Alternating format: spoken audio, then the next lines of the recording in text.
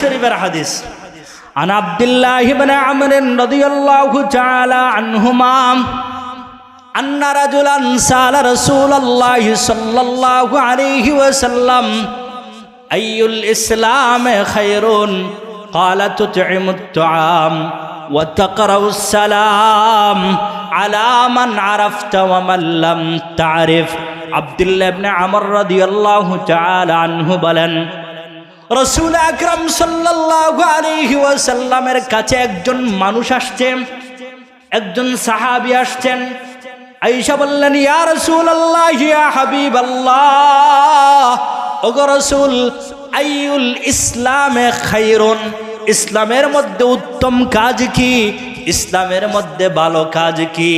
রাসূল বললেন, ও আমার সাহাবী শুনো, ইসলামের মধ্যে অনেক ভালো কাজ আছে, ইসলামের মধ্যে অনেক উত্তম কাজ আছে, তবে আমি রাসূল তোমার জন্য দুইটা কাজ নির্বাচন করে দিলাম।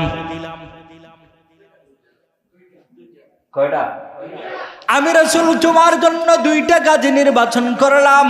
এক নম্বর, তুতঈমুত তুআম, তুমি মানুষকে বেশি বেশি খাবার খাওয়াইবা, মেহমানদারি করবা।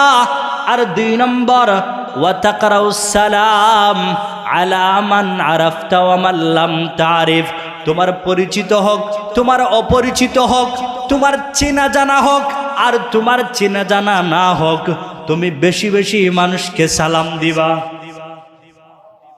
রাজি আছি তো ইনশাআল্লাহ? আমাদের একটা বদ অভ্যাস হইল, পরিচিত মানুষ, সম্পর্কের মানুষ, ওদেরকে আমরা সালাম দেই। অপরিচিত মানুষ, সম্পর্কের মানুষ ছাড়া যারা আমার পরিচিত নয়, এদেরকে আমরা সালাম দিতে চাই না। অথচ রাসূলের নির্দেশ হইল, তোমার পরিচিত হোক, তোমার অপরিচিত হোক, যাকে পাইবা, যাকে দেখবা, সবাইকে সালাম দিবা। রাজি আছি তো ইনশাআল্লাহ? এবার